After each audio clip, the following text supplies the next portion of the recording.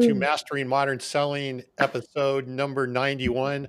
Man, we have a full house today. I think this is the first time the three of us have all been on at the same time in like, I don't know, 6 months or something, it seems like. is. It's been a And while. I barely At made least it. 6 weeks. Yeah. I barely made it, but Well, I feel honored that you guys would just clear your entire day. We've just been hanging out for 4 hours now. This is now the I culmination. was in a meeting all day, Carl, and I basically said, no, I have to leave. I got to meet Carl. So That's right. We made it happen. Love it. And you look sharp, Carson, all dressed up and everything for us. Man, we appreciate that. I know. I didn't just do it for you, Tom. Okay. Well, we're going to assume that we did for the show. I do love the bar of this, though. Carson, you have a shirt on. Well done. Yes. Yeah. Sometimes that's half the battle. Yeah. All right. Well, Carl, I'm glad you're willing to hang with our crap. Motley crew. Yeah. Carl Lubbe, welcome. Curiosity coach. And we're going to talk about something today that we've touched on quite a bit recently, sales leadership. And really, how do you really coach? How do you coach and work as a sales leader nowadays to help more of that consultative sale, that solution sale? And Carl has some great ideas and some really interesting things we're going to jump into here. So this should be interesting. Let's do it. And welcome, Bob. Aloha, Bob. I think Bob's in Texas, though, isn't he? He is, but he always starts with aloha. All right. So anybody else, we got to remind everybody, hey, we love you to be a part of the show. Put in your comments. If you're on the podcast and you can't, we get it, but we take the comments. If you're on the podcast and you love what you hear, we'd really appreciate the 5-star reviews. That would be very much appreciated. And anyone else that's live, whether it's our YouTube channel, it's on LinkedIn. I don't think we're streaming anywhere else these days, but X. We're still on X. We're on X with Carson because Carson's got like 5 million followers on X. And it's good to say X without having to say formerly Twitter too. That's kind of a nice thing now. Yeah. But we love your comments and join the show. We got great questions for Carl, but I'm sure you all have better questions than we have. Bob says he used to live in Hawaii, so it's now in my blood. Totally get it. Mm-hmm. I want to hear Bob speak pidgin someday. Yeah. Well, Carl, tell us a little bit about yourself, your background, and kind of how you got into the executive coaching area. Yeah, well, gents, thanks for having me on. Born and raised in South Africa, came to the States fairly young, been here for the last 30 years on and off. My first real job, I guess, as a grown-up, I was a touring musician and did that for, about a decade. And then in the middle of that, I understood that I had probably 2 real gifts because everybody in the band was always better than me. And so my thing was as a songwriter. So it was as a storyteller, which led itself into branding. So launched a branding agency about 5 years ago. And then what immediately happened was one of the first 2 or 3 companies that I worked for would say, hey, our people seem to be a little bit happier after you were around. And it's like, oh, they just have some brand clarity. They're like, no, there was something that you were doing and you were asking all these questions and you were being helpful and you were offering advice, because I'd led teams at that point for about the last 15 years. And I was like, oh yeah, I don't know what you want me to do that. And he's like, hey, dum-dum, I'm trying to pay you to come back and coach me and my executive team how to keep this happiness thing going.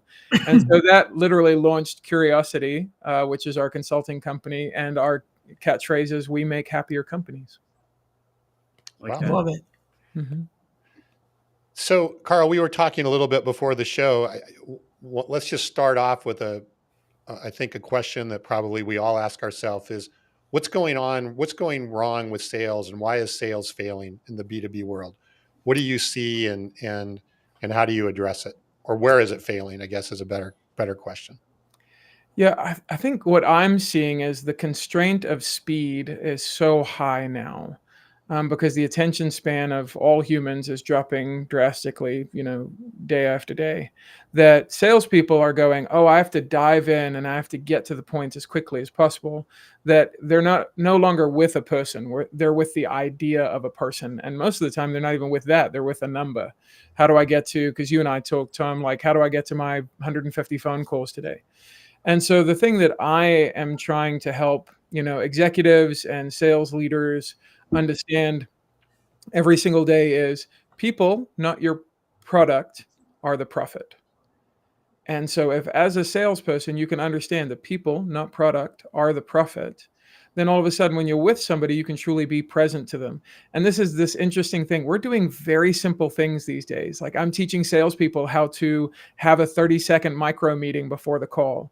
I'm teaching them how to take 5 deep breaths. These are all in an attempt, and we've got about 6 or 7 other tools on how to be present to the call, not like, oh, I'm here, but literally, we've got a culture build off of FOMO. I'm afraid of missing out on the next call or the thing I should be doing. So I'm never actually here with Carson, Brandon, and Tom. I'm thinking about, okay, when I get off this call, I've got a leadership call with an EMS company out of Gainesville. Okay, how do I help them? So I'm never actually here. And so we talk about all the time, there is power in the pause. So P-A-U-S-E, and I've got an accent, so you're like, animal pause? No, P-A-U-S-E. There's power in that pause to have the micro meeting before, and then really ask this question: what am I genuinely interested in this next phone call? Because if I can remain interested, I will become interesting. Powerful. I like that. Yes. Yeah. I always come back to it. Yeah. It all goes back to that, doesn't it? Carl, I love how you articulated the value in the pause. I want to hear more about kind of the micro meeting beforehand. I will say as well, I felt like you were almost reading my mind when you were talking about how you're always thinking about the next thing and the next thing. And it's like, I almost think salespeople are always armed with, rather than even listening to their client, they're thinking about, well, what's the next question that I'm going to ask to sound smart? Or how am I going to, make sure that I hit my checklist of, asking this question or figuring out their timeline. There's so many things that I think we have on our minds at all times. Talk to us more about the micro meeting and how we can be more outcome focused when we're going into these meetings, as opposed to being, lost in the future. Such a great question. And this is why we named the company Curiosity, because we love great questions around here. I think the other thing that I'm teaching people to do, and this is going to sound really odd, and it's meant to, and I'll zoom out just a little bit to my 30,000 foot mission.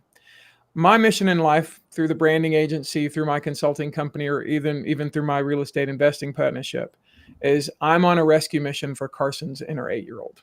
I'm on a rescue mission for Brandon's inner 8-year-old. I'm on a rescue mission for Tom's inner 8-year-old.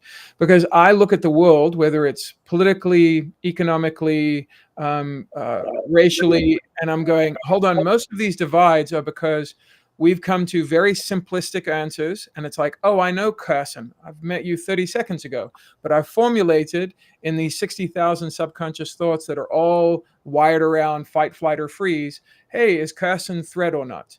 As opposed to if I can go, I wonder what Carson was like as an 8-year-old. Like, what were you really into? What were you interested in? And it's such a silly, disarming question, especially if we're honest. We're all, men of a certain age. This is not something that we've thought about recently. Like, oh, what would 8-year-old have me have been interested in this conversation? And also take that to the other extreme. What would 80-year-old me be proud of that I talked about or was present to in this conversation? So every talk that I enter into, I'm trying to remain as present as possible, because the idea there is the greatest gift I can give myself or the world is to be present right now. Yeah. That's the greatest thing I can do for myself or anybody else. So if I can be in a place where I'm not afraid, because we're all hardwired for scarcity. It doesn't matter how macho you are or how alpha you want to beat your chest. All that's garbage.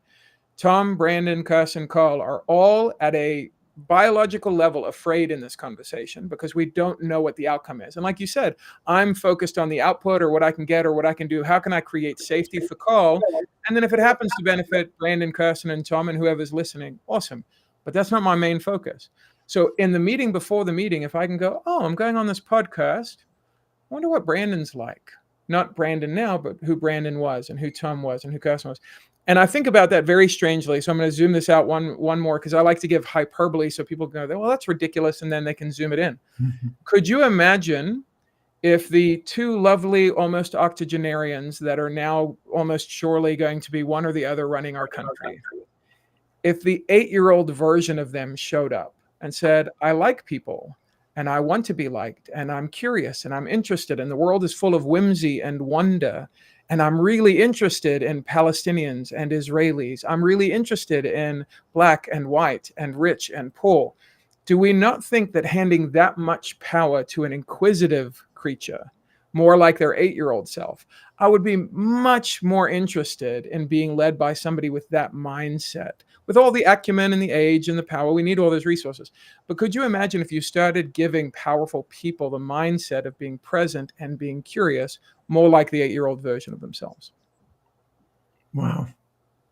Boy, that 8-year-old thing has definitely hit a chord with a few people. Bob says you definitely don't want to see his 8-year-old self. And Kevin, and unfortunately he does, he says he knows my inner 8-year-old. I mean, he knows your real 8-year-old self. Yeah, that's right. He knew me at 8 years old. Yeah. And you know what's funny? I hear and I agree, I think the jokes are really funny. But what I notice in this thing, especially with seasoned professionals, is the joke is the first thing, because they're like, oh, I was kind of a butthole as an 8-year-old, or whatever the level of colorful language. Yeah, the level of colorful language you have. But in my mind, I'm going, you were inquisitive. The world was full of wonder and whimsy. All new people were possible friends. Now, for some of you, let me put a giant asterisk. If you experienced trauma earlier than that, then go to your 5-year-old or your 4-year-old self. So for some people, they experience deep, real traumatic pain before they were 8. So I would tell you go a little further. But the general rule of thumb from all kind of psychological researches, we start to experience our first world dimming experiences where the world seems scary or dangerous or ugly or terrifying after that age.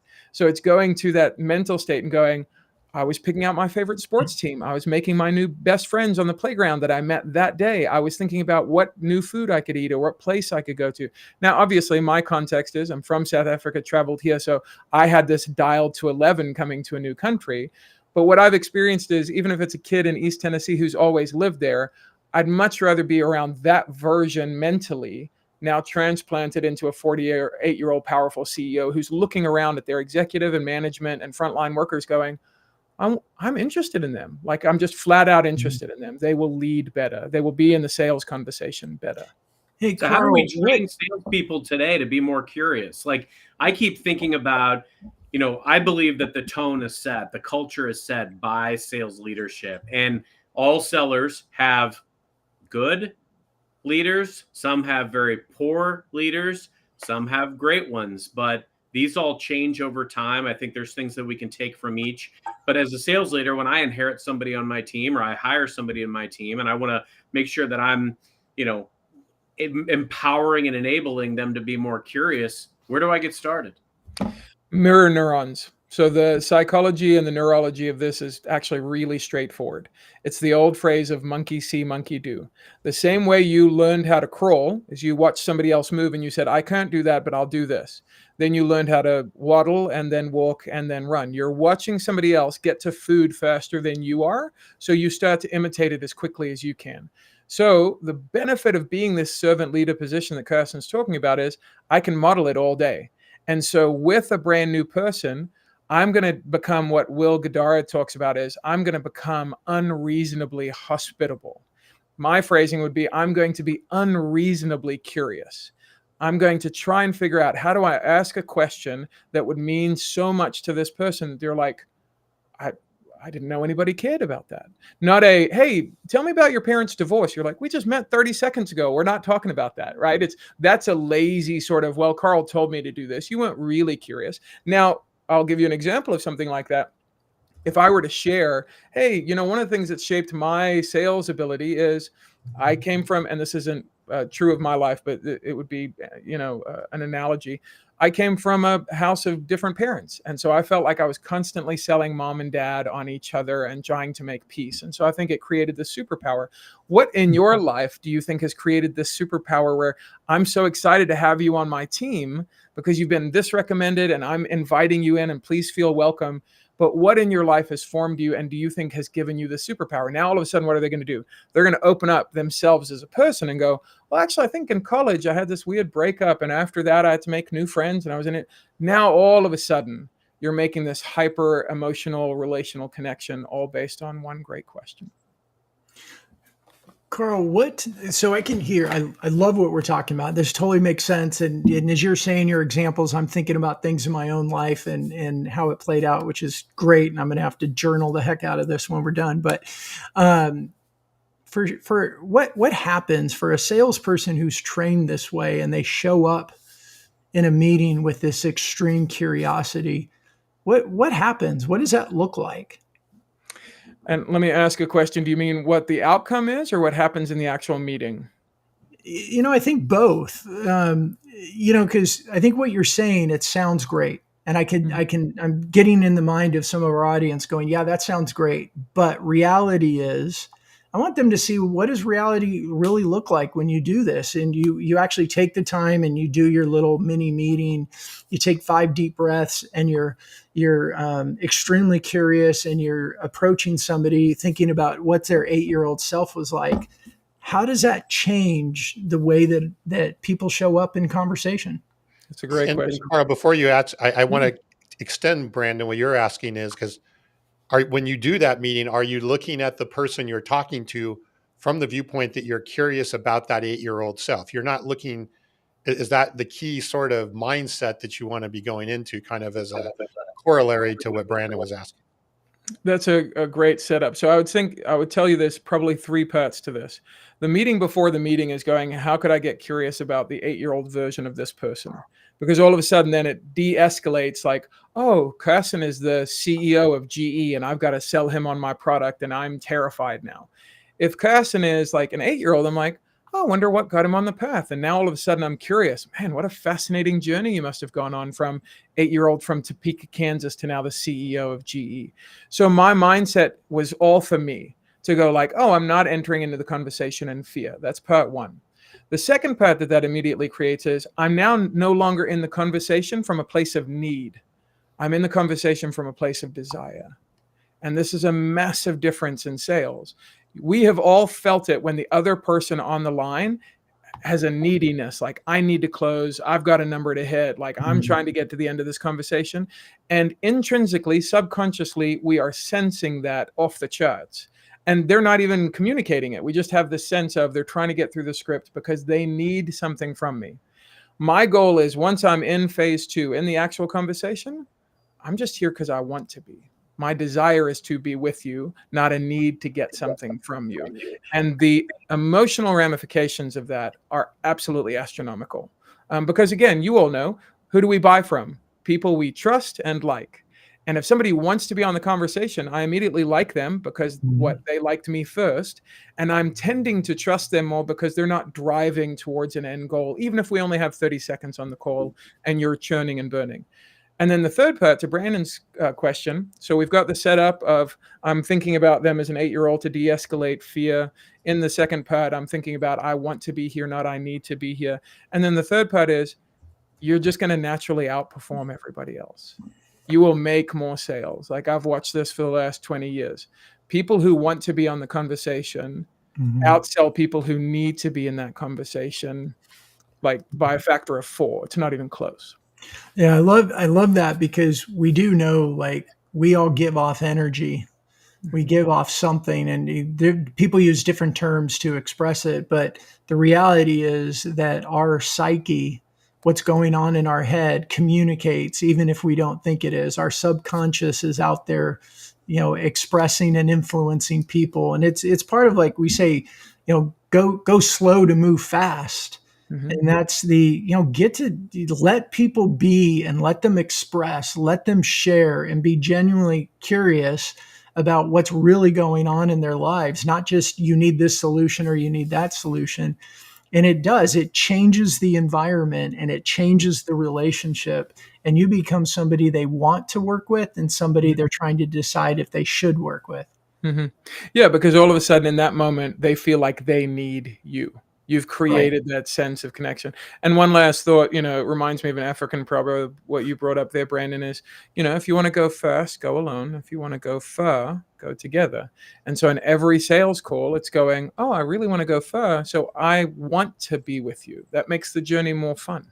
Yeah, that's cool. You said something earlier, Carl. I mean, even thinking about the micro meeting beforehand and the 8-year-old version, I run into salespeople all the time that almost have this 2 things. One, they grapple with the fear of, or the trepidation of talking to a C-level. They've not yet developed that acumen. That 8-year-old envisioning piece, I think, can bring the humanity element to it. That desire to be more curious about what brought this person into this role. Often when you find out that an executive has taken a role, whether they've been in it for a short period of time or they've been in it for a long period of time, they have a vision for that role. They have a reason that they gravitated toward that job. And if you can find that and be curious and uncover that, that can make all the difference in the world in how you approach it. And the second part was that can also help prevent the show up and throw up. I think often we feel like we're inclined to be on this call. I've got to ask all these exactly right questions. And it doesn't have to be like that. You ultimately want it to be a dialogue. Mm-hmm. Yeah. And to your point, Simon Sinek puts this well in his, thesis that, leaders eat last. I would tell salespeople, you could probably talk about the quarter of the time that you need to. Like, you can ask a great question and then just allow for silence and pondering and let them kind of unpack that. Because in those spaces, that's where they're going to feel like they're connecting with you, not because of all the things that you're saying. Yeah. Before we jump to the comments, Tom, sorry, I know we're going to bring those in. I had this learning moment, and I was in grad school, and I had a meeting with the chairman of our department, and I was anxious, and I asked him a question about something, and he paused.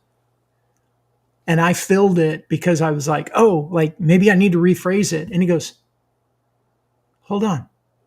I'm thinking about your question so I can give you a good answer. Mm-hmm. And it stopped me in my tracks because I realized how bad I was at doing that. And here's the kicker. I felt heard.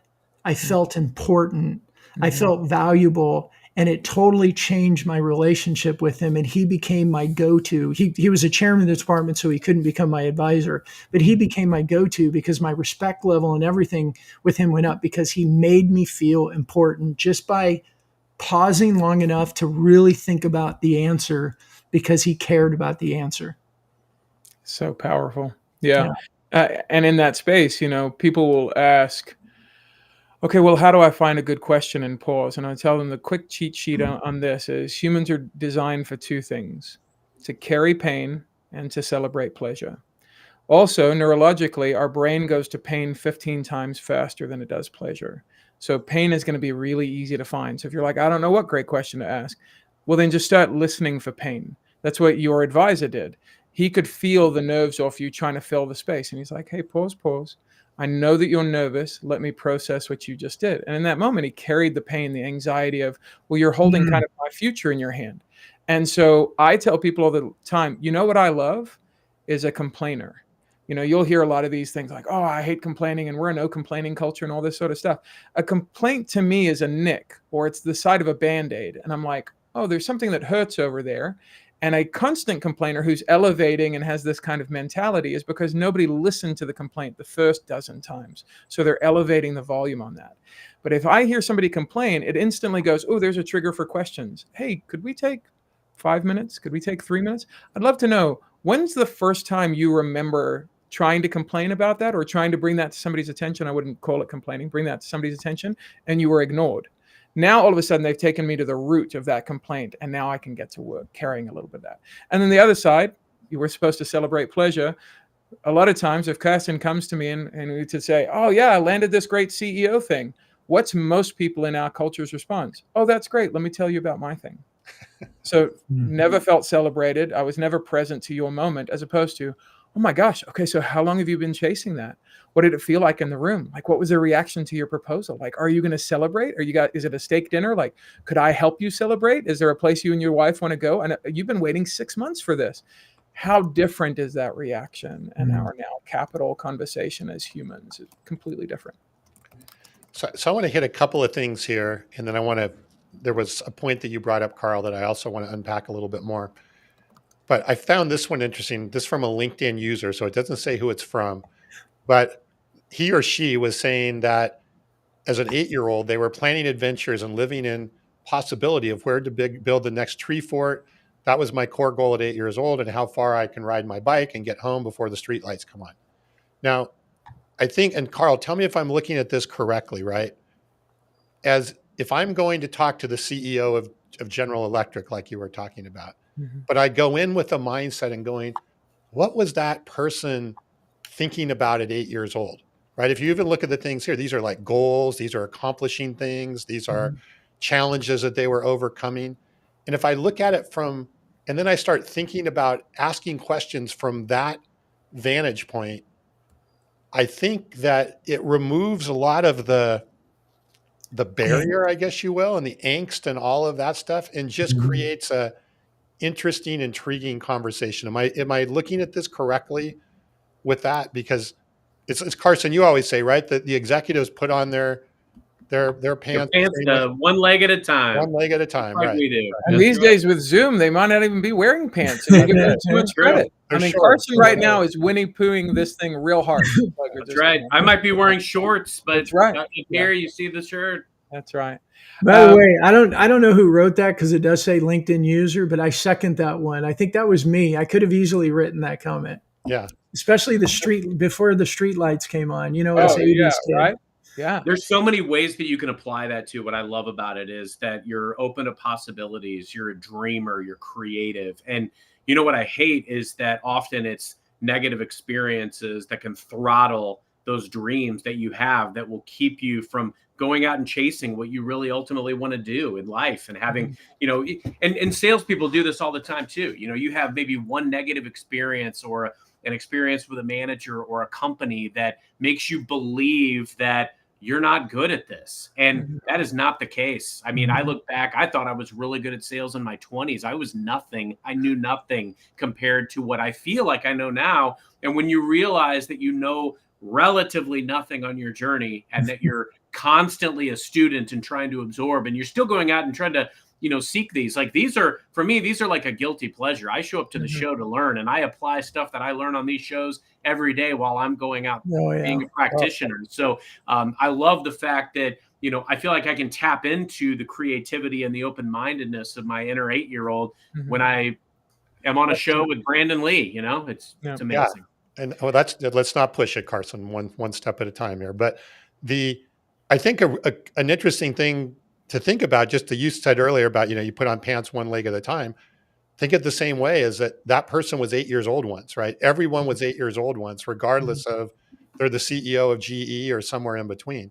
And it kind of then levels that playing field on that conversation. I also wanted to hit Bob's question here, just to clarify, Carl. He says this is the difference in what you're talking about between active versus empathetic listening. Is he on track there? Yeah, Bob's 100% on track. It's this idea that in active listening, I'm just not somewhere else. So I'm engaged in the conversation.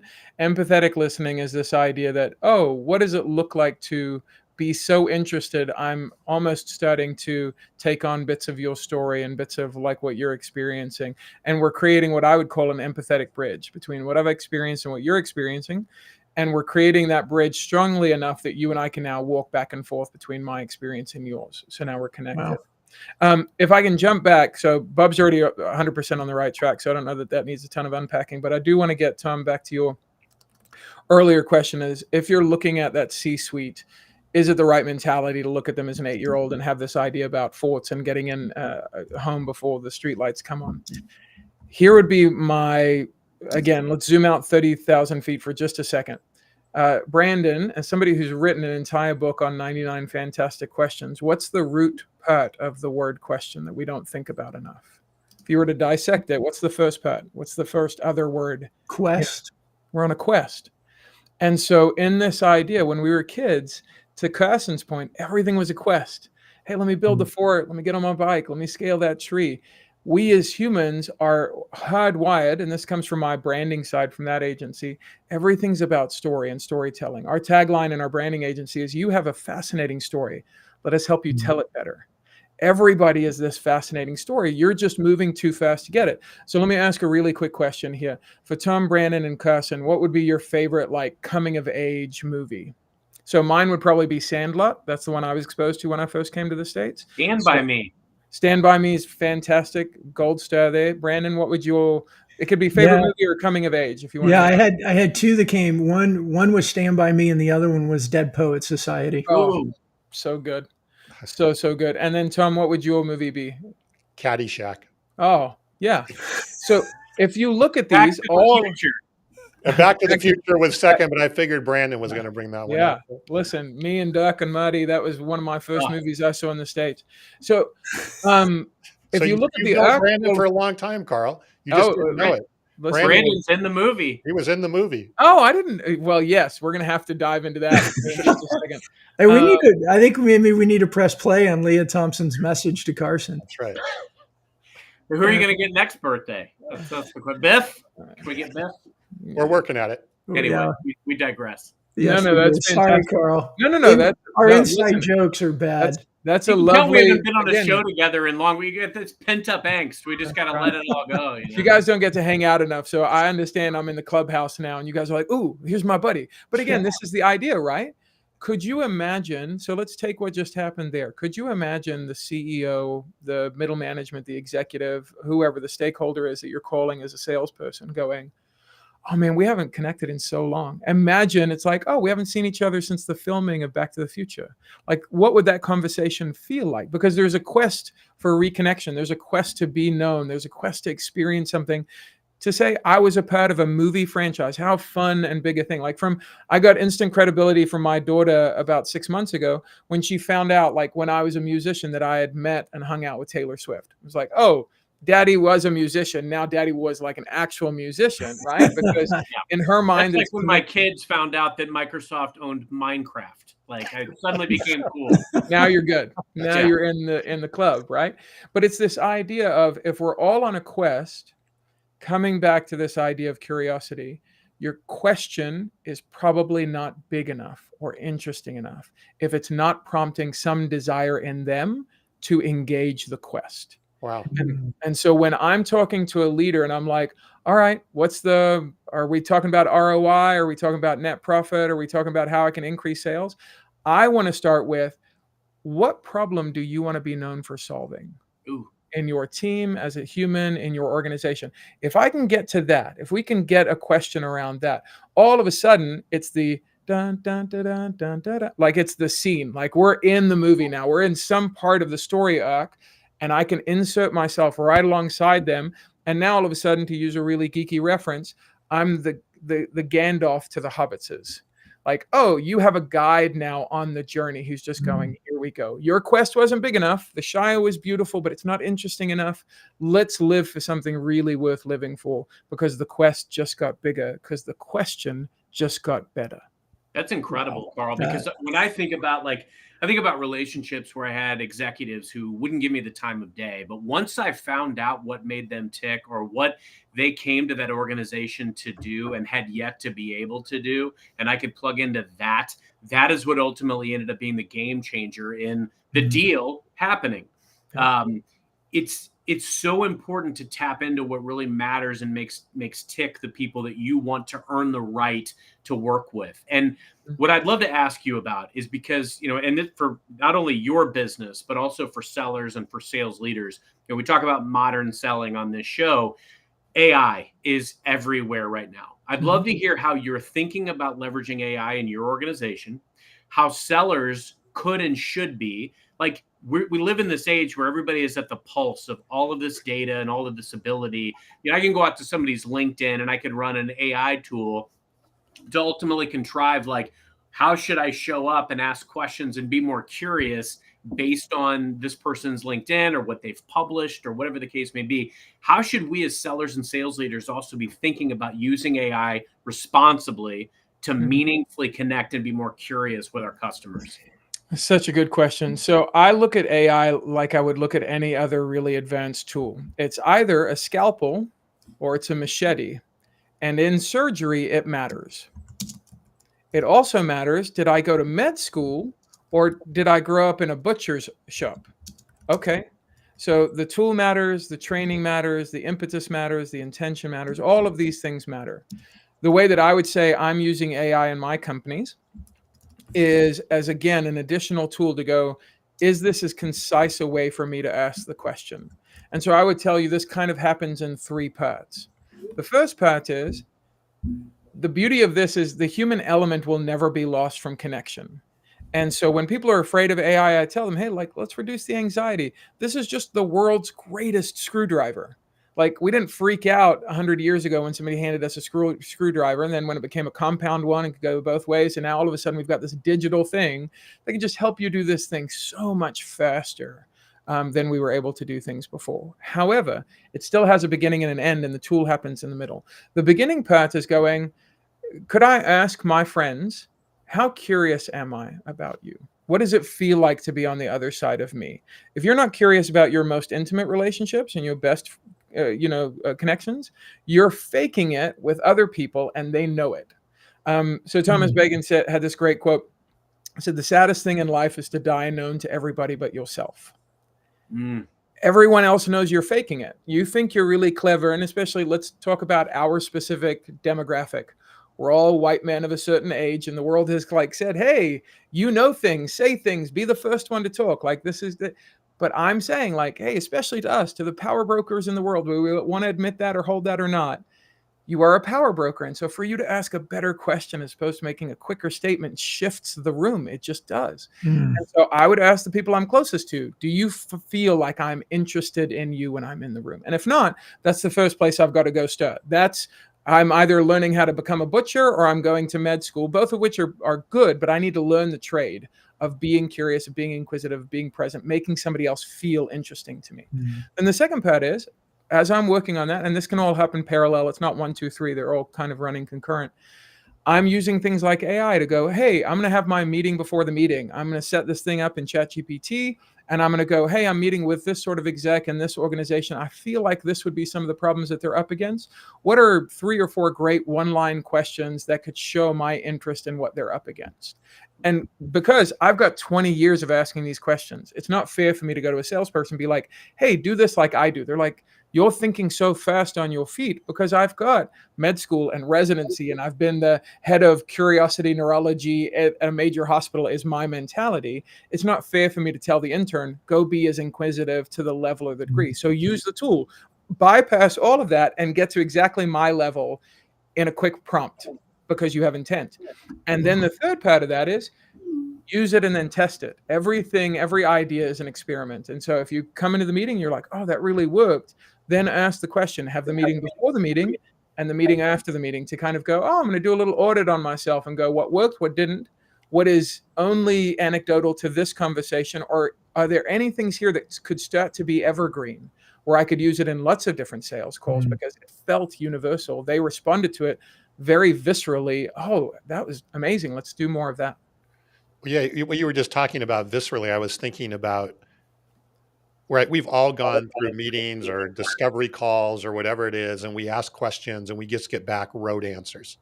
We get boring, rote, politically correct, if you want to call that, answers. But then I think this is the game. And I think, Carl, what I'm hearing you say is that whether you're a leader or a sales professional or whatever, is test this and start to see where you get those visceral responses, right?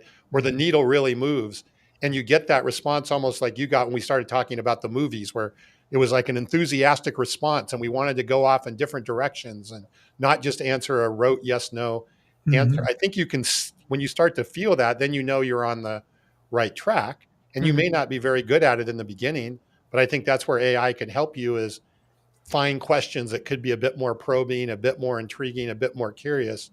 Am I looking at this correct? 100%. And what you noticed, and I think what you highlighted there, Tom, beautifully, is the idea that it's not all professional. Oh, we talked about a movie, and then it was like, oh, we're going off the rails. It's like, no, those are the new rails. Right. So now follow the conversation in that space and remain curious. And I would tell people, you almost want to think about it, and this is where I get to cheat a little bit because this is literally my lived experiences as a foreigner in a foreign land. I was interested in the food and the culture and the language and the movies and the way we gathered and why we did those sorts of things. And so if you can go into a conversation and go, what sort of food do they like? What sort of movie moved them? What sort of music has touched their life? Like these sorts of things. Again, when you met another 8-year-old, you're like, hey man, you Braves or Marlins? Are you Georgia Bulldogs or Georgia Tech? Like, these are things like you're sussing out other people. And at that age, it's fun. A lot of times at 35, it's like, oh, now we're in a bar fight. So, you have to be careful with questions. That's funny. Let's stay out of the bar fights. That's right. They're not as fun as they used to be when we were younger. No, not at all. So what are some other techniques, Carl, that as sales leaders, sales professionals, tools and techniques on the things that you talk about related to curiosity and coaching that we can be applying. I think there's some really good stuff today we've already got that's applicable right away. So what are some other good takeaways that we could possibly apply? That's a great question. Unfortunately, we've got a very large tool bag, so I'm trying to go, okay, what's the quickest thing to hand off to you guys? I think the one that's been helping a lot lately, whether it be with sales or this is executive leadership, this is your first day on the job, or you're having a fight with your significant other, is everything is relationship. When, there's a thing in the 80s where it was like, oh, it's not personal, it's just business. I was like, you three all know that's the largest lie that anybody could be told in this world. Everything is personal. I tell people when I'm helping them with HR for both recruitment and acquisition and then retention of talent, people don't leave positions, they leave people. And I tell them, this is the hardest thing I'm going to say to you as a leader, is they're leaving. If it's not under good terms and you're not sending them on and you're not empowering them to the next great season of their life, they left the organization, which is made up of people. And we try and remove that sense of that. And so I like to lean into the pain of that before we lean into how do we make that better. So people aren't leaving a position, they're leaving you if you're leading them, unless you're sending them. There's two differences, right? If I get to send you and empower you, I found you another great job, that's a better fit, I'm so glad you got that giant raise that we couldn't afford. They didn't leave you. They went on to the next thing. They were drawn to something else. They didn't flee the thing that you're a part of. And so the thing that I've been helping salespeople and leaders recently is the 3 A's of a hard conversation. It can also be what we call the 3 A's of a profitable conversation or a good one. But again, we go to pain faster than we do pleasure. So it's easy to remember if you're like, oh, I have hard conversations all the time. What are the 3 A's of the structure? The 3 A's would be this. And let me give this quick asterisk. You can't operate the 3 A's under the influence of ego. In the same way, you're not allowed to operate heavy machinery when you're drunk or high because you'll kill somebody. If you use these 3 things under the influence of your own ego, it will hurt. Somebody will get hurt because it's manipulation, and it may not happen immediately, but eventually you will sever the relationship because you're trying to win. What I'm doing in this conversation is helping you get a win-win. This is the 3rd way. I don't have to win by you losing. You don't have to win by me. We can both win. And so the point of the 3 A's in a hard conversation is to get us on the same side of the table, looking at the same problem with a new perspective. And so here's the 3 A's. First, you want to acknowledge their difficulty. Hey, this thing's really hard you're up against. If I'm on a sales call with somebody, you're leading 150 people without a chief people officer. Now, to another salesperson, they might go, oh, I could be your fractional chief officer. I could do this, this, and this, and this is how much I'm worth and how much it'll cost you. No. I'm just in the difficulty moment. I have the emotional intelligence to go, this is hard for you, and I should carry it for a while. If you want the MBA version of this, what you need to do after that is then go, hey, what's really difficult in your world right now that you wish somebody understood or that you wish I understood? Oh, you're cooking with some high level gas at that point. So that's first one, acknowledge their difficulty. Second thing is affirm their effort. You can do this with people you're leading. You can do this with your manager. You can do this with somebody you're hoping to, do business with. I'm going, hey, the thing I love in your culture is I see you doing this all the time. You notice I'm not praising output. I'm affirming effort. Massive difference. The psychological research on this recently has shown a lot of people may have problems with participation trophy culture, but the research is now actually pretty clear. When you told Timmy, hey, bud, I'm so proud of you because you made the team, or hey, Timmy, I love the 10 hours you put in on the field this week, whether or not you make the team or get cut, second Timmy will perform better over the next 40 years than first Timmy did. So the psychology of affirming effort over praising output is really, really strong. So that's the first 2 EQ bits. And then the last bit is you want to ask what's their win. And the way you amplify this is if it can come with a number and a deadline. Hey, in your world, in the next 60, 90 days, if I waved a magic wand, what's the one thing that gets better? And if it could have a number, that would be amazing. And then just be quiet. Now, all of a sudden in that call, in the first 2 parts, you've handled all EQ, emotional intelligence. The last question, ask them what's the win, is all data, IQ driven. And again, you've created this empathetic bridge between you and them that they go, you are hyper interested. You asked 3 really great questions. I can't tell you the last time my spouse or best friend has been that interested in what I'm carrying. You know, it reminds me, one of the things, we have 5 kids and we have great kids. And one thing I learned early on, and I'm so grateful for it, was the difference of saying, I'm proud of you versus I'm proud to be your dad. And when I tell them all these years, hey, I'm really proud to be your dad, it's really affirming them. When you say I'm proud of you, it means your behavior made me happy. And it was a huge difference. And I learned that. We incorporated that for years. And now I hear my kids feeding it back to me, and I see it in their lives. I love the way that you explain that, because I know it in my personal life, but you're helping me see how I could do things like that with the word choice in my professional life as well. It's so good. Thank you. I mean, I hadn't heard that switched to phrase. I've got an 8 and 10-year-old. I will be using that tonight. I love, because I've always struggled with this idea. My spiritual context is as a believer. And I'm like, oh, well, if pride is one of the 7 deadly sins, how am I supposed to run around telling people I'm proud of them? That feels like I'm against, what I should be doing. So I love the idea of like, I'm just so excited, or I'm proud to be your dad. I'm enjoying the experience of you. Like that's often a phrase we use around here, is like the business of heaven is enjoying us and we're missing out on all that fun. And so like this idea of you as a dad just going, I'm just enjoying getting the position I lucked into having, and I'm grateful to be here. And to your point, it translates so quickly into business. Like it's just a joy to be on the podcast with you guys, regardless of the outcome. This has been really fun. End of story. So let me ask another question related to, and this ties back to another good question by Bob. Bob brings his game every week. Do you notice that on the show?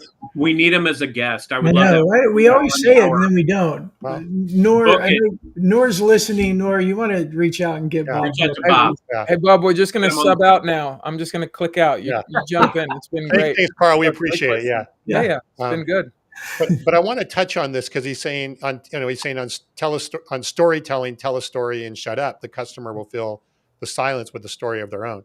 Can you use, because sometimes it's hard, right, to just come in and start asking questions. Mm-hmm. But can you tell a story, and maybe is this a more advanced version of what you're talking about, but not just use questions and curiosity, but use storytelling that then leads to a question or results in the same outcome as if you just directly ask the question. Does that make sense? It does. It does. Bob is highlighting something that I see a lot of people make the mistake of. So thank you again, Bob. In that they'll hear a story and then want to immediately share one of their own. So what Bob's giving here is the opposite, which I think is really clever. If you're having the meeting before the meeting and you're thinking about this person and you're like, hey, I went through your LinkedIn profile and I noticed you went to Northwestern.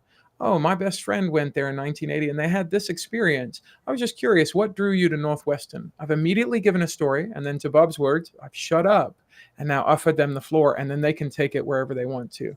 And this idea, by the way, is there's power in the pause, right? Like we said earlier. And it's this idea, another quote that I love is, silence is the first language of God, and everything since has been a poor translation. You have a book of these quotes? No, Carl. Carl, your one-liners. Yeah, like, amazing. We're just sitting here going, yeah. I know, they just flow. My brothers and friends all joke that I talk in bumper stickers, so I'm like a walking, talking fortune cookie.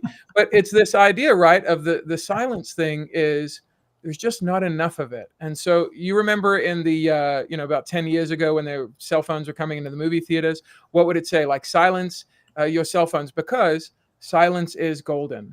And so I would tell you as a salesperson, the money, the profit, if you're like, hey, Carl, I appreciate all the warm fuzzy. I'm telling you, the way to 4X what you've done previously is to 4X multiply the amount of silence. Because again, as a musician, I got to hang out with some of the best musicians on the planet. And the greatest guitarists on the planet all talk about the same one thing. It's this elusive thing that everybody from Eric Clapton to John Mayer or whoever makes it onto your Mount Rushmore of guitarists all talk about the same one thing, the space between the notes. They all talk about, we could play 1,000 notes. There's always going to be a guy who's just a little bit faster. But the reason Clapton is considered one of the greatest guitarists of all time and also has the nickname Slow Hand is because of the space between the notes. It's the silence, it's the rest, it's the anticipation. And this is what Bob is talking about is share the story, create the note, and then just let it ring, and then let somebody else now start to join in the duet, the conversation, and writing this thing with you. I want that clip is going to be going viral tomorrow. Yeah, that's a good. We'll have to make sure Nora gets that one clipped out. Frankie Valli told us that silence was golden before the movie theaters too. Well, thank you for. I didn't know who said it first. Before the time of a lot of the folks on our audience, so I'm glad you said the movie theater. Yeah. Hey, last question here, or we'll start to wrap up here. Carl, is related to that. You had mentioned, I think earlier, you said something about salespeople should talk 25% like of what they really do. Or you what was the quote or the comment you said back a few? Kind of the same math, right? They should increase silence by a factor of 4, and they should decrease the amount they're talking by a factor of 4. So if I were to say, oh, I've been talking 10 minutes on my call, because a lot of salespeople are hyper data driven, I'd be like, oh, I want to reduce that talk time to 2.5 minutes. And I want to create 7.5 minutes of like primed silence that if I just sat there, they wouldn't say anything. But because I've asked a question, my hope is that they will engage. By the way, number one thing to tell your salespeople, if the answer is yes or no, it is not yet a good or great question. Yep. That doesn't move the needle, as we were talking about earlier. 100%. So does that scare the crap out of people, or it's in salespeople? And Carson, I'm interested in your take on this. Is that like, oh my God, that's a scary proposition to have the potential of dead air or something like that, and that I'm not. I think there's, I mean, it's funny. I can say this because I spent the better part of today with a client, and this is actually a client that when I was an account rep years ago, I had this customer, and now someone on my team does, and they flew in and we sat with them and we rekindled dialogue. And so it's funny, Carl, you made a couple comments that really resonated because we related to each other very well because I had worked with them very closely years ago. We knew one another. So there was, we wove in and out of projects, like where things were priorities, things that had changed over the years, personal relationships, things of that stature. And I'm even thinking now, like how I almost took for granted how easy the flow was. But no matter how long we've been doing this as salespeople, there is always this inclination, sometimes just below the surface, to talk. And you have to almost like bite your tongue sometimes to just let the, as Bob called it in the chat, the gold mine flow. Because the less you talk, the more potential information you can get. And I mean, I got my notebook over here. I took pages and pages of notes today in these meetings because we've learned that discipline. I've learned that discipline, but it takes time. And I think a lot of times we feel that inclination to speak instead of listen because we want to sound smart. We want the client to view us as adding value. So we feel compelled to say something that they'll latch onto to see that it's valuable. But that is not the right method of that mentality. Your heart's in the right place. To the point that Carl has illustrated so eloquently throughout our conversation today, the more that you're curious, the more you can unearth what matters to that person, what is a win to them. That's ultimately what's going to gravitate toward. It's you being able to tell a story that matches your client's story is not going to be what gets you the second date. What's going to get you the second date and beyond, and ultimately the standout relationship that leads to a deal, is by honing in on what matters to them. How do they want to leave their mark? And then being a part of making that happen. And this is an excellent point. Thank you for setting that up, Carson. One of the ways that I would use AI is that, whether you're using Read.ai or Otter or whatever AI transcription service you've got in your calls, I would literally immediately, and you can create this through Zapier, a number of other automations. I've got an automation company that runs all of this for me. At the end of the call, it automatically goes into like a chat GPT, and then the prompt's already created where it goes, what's the most important person to this thing from that call based on the transcript? And then from that, it auto loads into a Google Drive and it timestamps it. So the next time I have a meeting, I can literally have a 30-second meeting before the meeting that I didn't have to write it down, remember it, where did I put it? All of a sudden I'm going, oh, he was talking about his daughter's soccer is happening this weekend at this thing. And Jimmy Carter used to do this. He literally had a guy on staff who would walk the room before he came in the room and would come back and be like, hey, this is who you met the last time. So Jimmy would be like, hey, how's Stephanie, your second daughter, doing at grad school? And people are always amazed. It's because Jimmy had a guy in the room. So salespeople now really have very little to no excuse to not be more personable. And one of the best people talking about this sort of stuff, not tactically, but strategically, is Will Guidara in his book, Unreasonable Hospitality. If you've got a salesperson who hasn't read that, I would tell you that that'd be the first thing that I would go out and read. Or, sorry, Will, go put it into ChatGPT and be like, hey, what are the 10 takeaways? And I'll go listen to it later. Michael Scott did that on The Office as well. That's how when he got fired, he stole all that business from Dunder Mifflin because he had cards on every one of the clients. He knew them inside and out. He knew them personally. And as funny as the episode was, the fundamental is true. So if you know true. your clients, people and what makes them tick and what matters to them, and you can help facilitate them getting a win, you matter. Yep. So. It just always comes back to this. That's why it's always on my desk. Just a good reminder. I've recommended that book to so many people over the years. Yeah. Yeah, I want to hit one more point here, and then Brandon, I'll jump over to you to kind of wrap up. That's what I was going to point to. Well, see, I knew that. Go ahead, Brandon. No, I mean, I just thought it was such a great point, Kathy, that, and it's so true when we're in fear. And I think whether we're selling, we're working with the prospective client, the fear is, oh, it's not going to work, or how do I get it to work? And it just takes us out of everything, Carl, you've been saying. It takes us out of the right mindset. We're no longer curious. We're trying to figure out a way in, and it just changes the culture of that conversation that we're in. And we're not thinking win-win. We're thinking, how do I win? And I think so much of the sales culture, the business culture, was so much pressure to 30-day goals and how many meetings you got to get, how many closes you got to get. Just so many people are living from a place of fear and stress that they don't have the ability. I mean, you even just say like the meeting before the meeting, I could hear people going, I don't have time for that. Or you just take 5 breaths beforehand. I don't have time for that.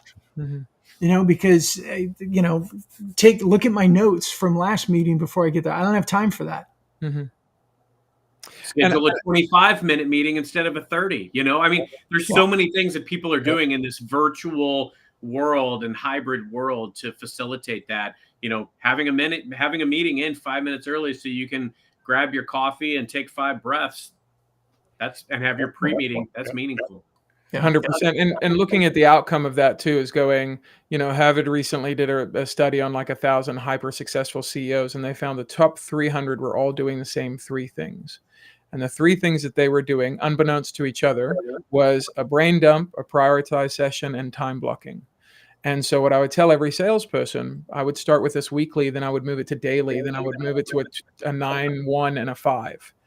And what you're doing in that thing is you're brain dumping all of the anxiety. Hey, here's all the things that are running through my brain if I just let it go in any sort of silence. I'm going to prioritize the top 4 or 5 of those things. And then I'm going to time block each one of those 4 or 5 things now during the course of my day.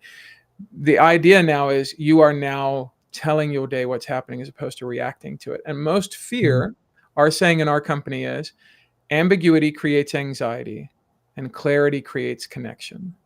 And when you're telling me afraid, I instantly go, oh, something's unclear.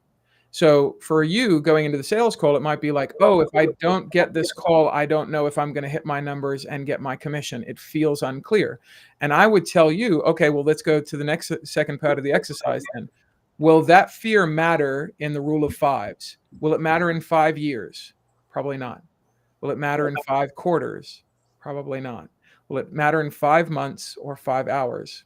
Probably not. Will it matter in 5 minutes? Okay, I will give it the energy of 5 minutes and reorg my mindset around this, but I will not give it 5-year or 5-decade energy because that's reserved for my wife and kids. I'm not giving that to work. And that's where we're in this space of we're giving the wrong energy to the wrong things. Well, and it ends up being a kind of a dwindling spiral, right? You keep putting more fear into it. You don't do the prep like you just talked about because you're worried, and then it just keeps going down the wrong way if you start the other way. And then you also get to the point where you start catastrophizing, and then you're just negatively prophesizing into your own life. Yeah. Well, hey, Carl, if you come back, I'd like you to bring a little more value next time if you I'll could. try. Really I'm more sorry. I know. material. Yeah. This I was want kind the of, bumper stickers. yeah. Yeah, the book's coming at the end of the year. So there we go. Okay. Oh, hey, now Bub's really talking my language. He's like, in celebration, I'm going to go have a braai for dinner, which, if you don't know, South Africa, our word. So Bub is, look, he's showing interest in me. Bub is instantly Yeah, that was, interesting to look at me. that. Look at the reaction he got out of that. It was I'm perfect. doing it. So it's a Perfect. South African barbecue, is what we call a braai. Okay. Brandon, Carson, any final thoughts, questions before we wrap here? And No, Carl, Carl, that was Carl, great. This is going to be another one that as soon as it gets published to our own podcast, I'll probably listen to it 3 or 4 times this week. That was really deep, very practical too, and you've got me challenging on some areas that I was like, oh, I got to do that better. So, Carl, thank you so much. Oh, you're so Yeah. welcome.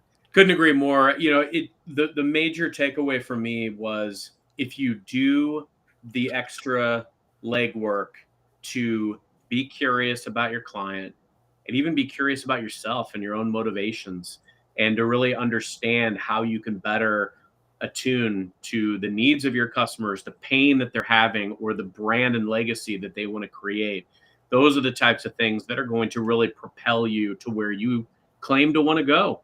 And it's important to make space for that and make room for that. And the more curious, the more genuinely and authentically curious you are, the better. Mm-hmm. And Carl, you said some too, like on the silence part. If you 4x your silence, I think you said you actually 4x your success. Mm-hmm. Right? It's I know it's very counterintuitive for us, but so often going slow makes us move faster. But we don't slow down enough just to trust the process. Like we want control so bad that we won't trust the data or trust the process. It just says, be curious, be other oriented, listen more, talk less, and you actually win more. So true. And this is kind of my life's mission now. Like I said before, I'm on a rescue mission for everybody's inner 8-year-old. So when I get to do that with C-suite and executives, it's amazing. When I get to do it one-on-one with a founder, or just with, the human at the grocery store, it's all the same thing. And so part of the things that I would encourage everybody to do is, how are you integrating all of your life? How's the thing that you like to do in your personal life as a salesperson solving a problem? If you really believe in the thing that you're doing and bringing value to them, you're doing that all the time. And so the more integrated your mind and your life can be, the less disintegration you will experience, which is where the fear and the anxiety come from. I will tell you honestly, and I don't want this to sound like a flex. I don't ever worry about one of these calls because I don't need it. Like, I'm genuinely wanting to be there to be helpful. I'm genuinely going. I the other day sat next to a C-suite executive from GE. Didn't know him. We were on the same plane together. He unpacked a little bit of his story. Found out about halfway through that he was the C-suite individual from GE. And I really was like, I didn't turn up the importance of the conversation because we've been talking about kids and his employees and all this stuff. And I just started doing what we do here. I got curious, and he's like, oh, that was really helpful. I'm glad it was helpful. It's switching into that mindset that go, I'm the same person all the time because it's fun all the time. And then what'll naturally happen, and it's really fun, we go, if you're not having fun, you're probably doing it wrong. So those are the first places I would be looking. Like, if it's not fun, it's probably because I'm not curious and others focused, like Brandon was talking about. And it's probably why it's not working. And so if I can turn up the curiosity and I can turn up the enjoyment, then this weird thing happens. It starts to work. And so that's the fun we get to have in coaching people through the company. Well, I think we'll try it for a little while, Carl. We'll have you back, and you can and tell us how we're doing, and we can kind of give you some more stories on how we're doing. No, you tell me. Did you have more fun? Was it Yeah. easier? Did you make more money? That's the fun stuff. We talk. And last thing, sorry, we talk about there's the ABCs of a great culture. Ask great questions, build a better culture, create more revenue. Ask, build, create. And it's all around this curiosity thing. And so I would tell you, test it with your spouse, your kids, your friends, and then work people and go, oh, you're right. It was more profitable. It was more fun. It was easier. Carl, if someone wants to learn more about you or your company, where should they go? I'm sure it's no surprise. The URL is getmorecurious.com. Oh, cool. And we're really excited. I'm basically at this point my calendar is about 75% full. And so I was like, oh no, what am I going to do when it's 25% more full and I'm all done? And so about 6 months ago, we created an employee development program that's fully digital. And so people can go and get this sort of curiosity training at curiosity.training. Awesome. Well, thank you again. Great stuff. Carson, wrap us up. Yeah, fantastic stuff. Thanks, everybody, for being on the live show and for listening to us on the podcast today. Carl, phenomenal stuff. And until next time, happy modern selling.